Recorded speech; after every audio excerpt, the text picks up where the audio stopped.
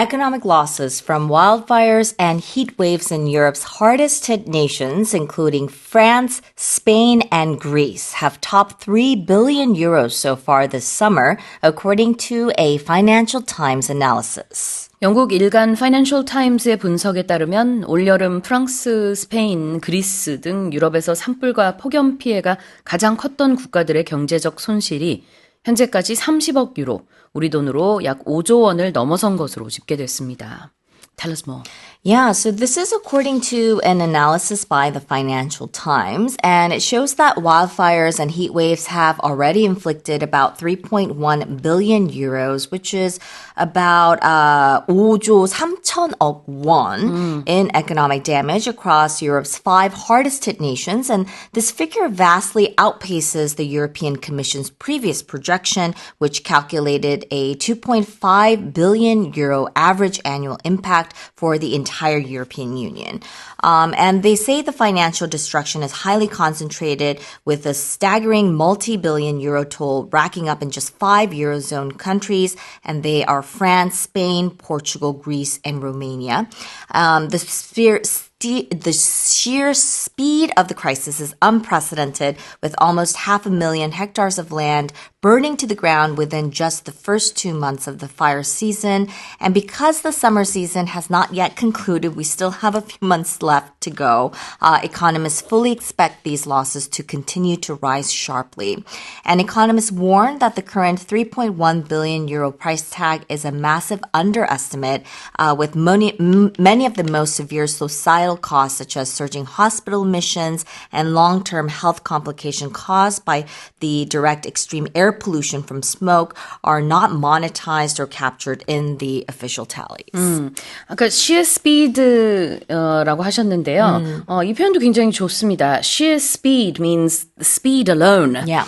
Of the crisis. 지금 유럽에서 나타나고 있는 여러 위기 상황의 속도, 그게 얼마나 빨리 번지고 퍼지고 있는지 그 속도만 놓고 봐도 unprecedented, 전례가 없다 이런 얘기를 좀 해주셨습니다. 근데 이 crisis는 지금 wildfires 얘기하고 있었던 Yes. 거죠. 그래서 산불이 확산되고 있던 속도만 놓고 봐도 엄청나고 그로 인한 손실, 그다음에 이제 폭염 피해까지 더해지면서 엄청난 경제적 손실을 입고 있는 유럽입니다. Yeah, the whole area seems to be like a crisis zone right now. Yeah, definitely. Losses from something 볼까요? Yeah, so losses from something refers to like the negative outcomes or reductions, or it could be the costs that are generated by a specific source or event. And it's most commonly seen in, we use this in financial terms or business, or even in science as expenses could exceed revenue, or we could be talking about wasted energy as well. Losses, 손실. Losses from something, 무엇으로 인한 손실이고요. We're talking about economic losses from wildfires and heat waves. And what about so far this summer? Yeah, so far something. So it means until now or up to a certain point. So far this summer would be until this summer or up to the summer. So far가 지금까지 이거든요. 그래서 많이 쓰는 표현 중에 so far so good. 지금까지는 아무 문제 없이 잘 진행이 되고 있어요. 이렇게 얘기할 수 있는데, 자, so far this summer라고 하면은 지금까지, 올여름 들어 지금까지는 손실액이 이 정도다. 더 늘어날 수도 있다라는 여지를 두고 있습니다. 자, 다시 한번 읽어볼게요.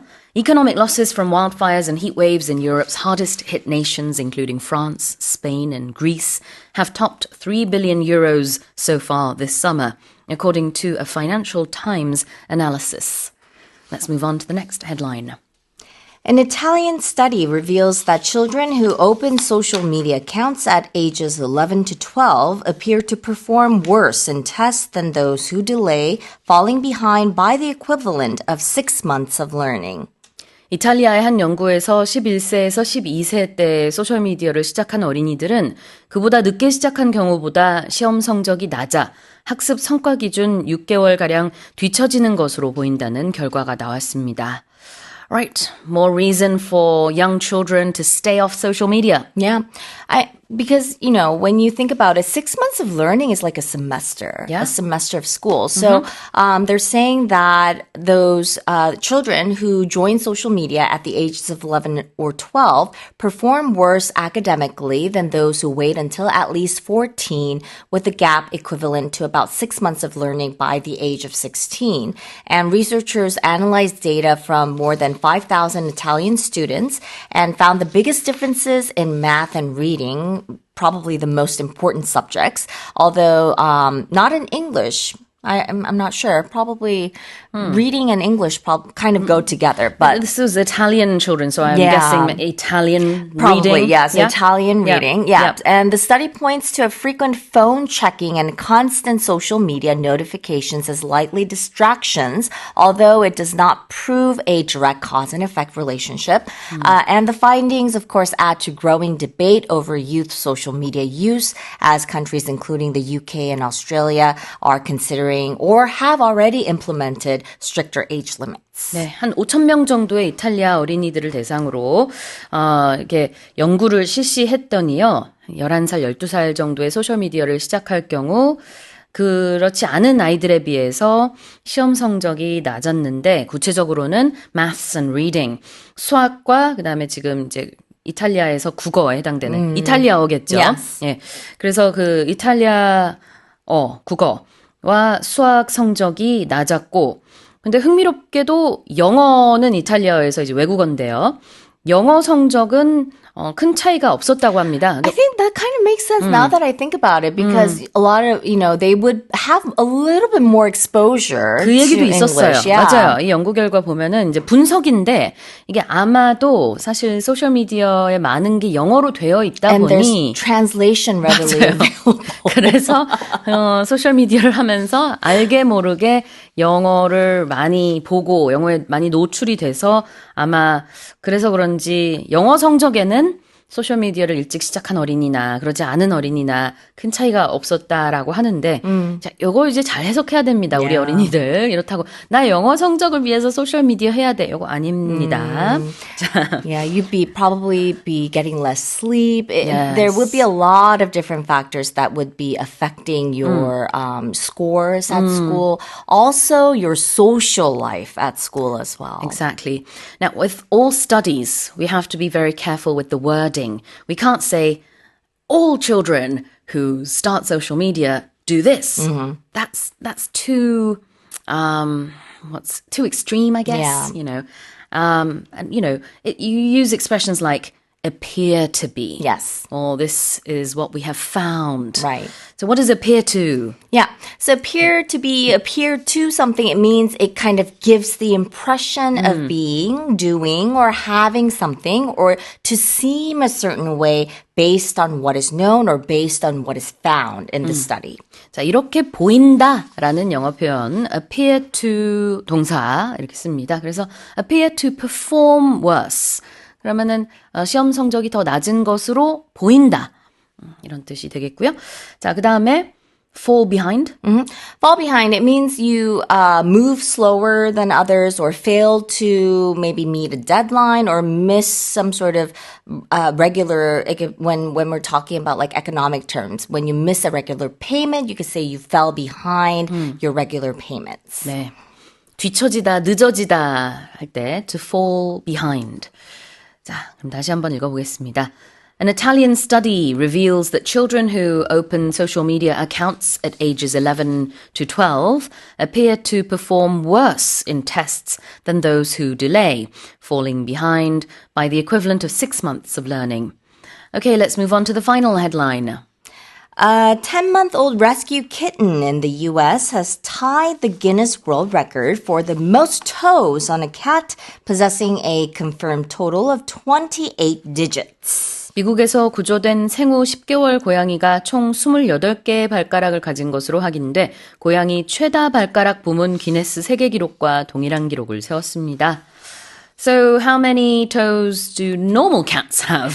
Apparently they have 18. Okay. 18 toes. And that's like the normal number But this rescue cat, he's from Michigan, and he has tied the Guinness World Record for the most toes on a cat with 28 digits, and it's been confirmed by veterinarians.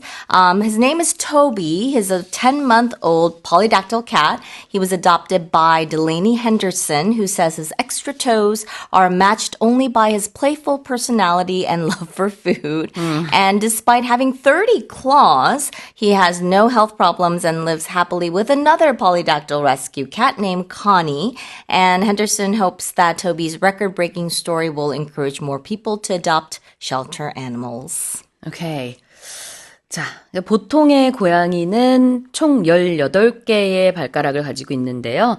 앞발이 5개, 그 다음에 뒷발이 4개, 이렇게 발가락을 가지고 있어서 총 18개가 일반적인데, 이 고양이 같은 경우에는 28개의 발가락을 가지고 있어서 기네스 부문, 이 부문이 또 있다는 게 또 역시나 또 놀랍습니다만. There's a Guinness World Record for everything. Yeah, I think so. Everything you can think of. Anything you can imagine, there's probably a record for it. Yeah. 자, possess 28 digits. Possess something. Yeah, when you possess something, that means you own, you have, you hold control over something. 원래 소유한다는 뜻인데요. 여기서는 그냥 가지고 있다. 그래가지고 발가락이 몇 개 있다라는 뜻으로 this cat possesses 28 digits라고 했습니다. Yeah. digits는 뭘까요? Digits. Digits in this case refers to, it's basically a formal or medical word for finger, thumb, or toe. 손가락, 발가락을 다 통틀어서 영어로 digits라고 합니다.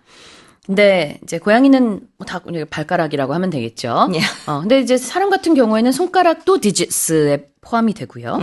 여기서 이제 28개의 digits가 있는 고양이다. 이렇게 얘기를 하고 있어요.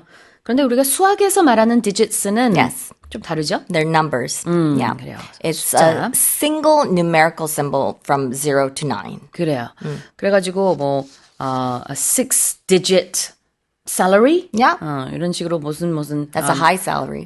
그렇게 얘기할 수도 있고 아니면은 this is a 3-digit number. 그럼 이제 몇 자리 수라는 뜻으로 쓰기도 하는데 자, 그런 의미보다는 여기서는 손가락 또는 발가락이라는 의미로 썼습니다. 자, 다시 읽어볼게요. A 10-month-old rescue kitten in the US has tied the Guinness World Record for the most toes on a cat, possessing a confirmed total of 28 digits. All right, well, that's it for today's headlines.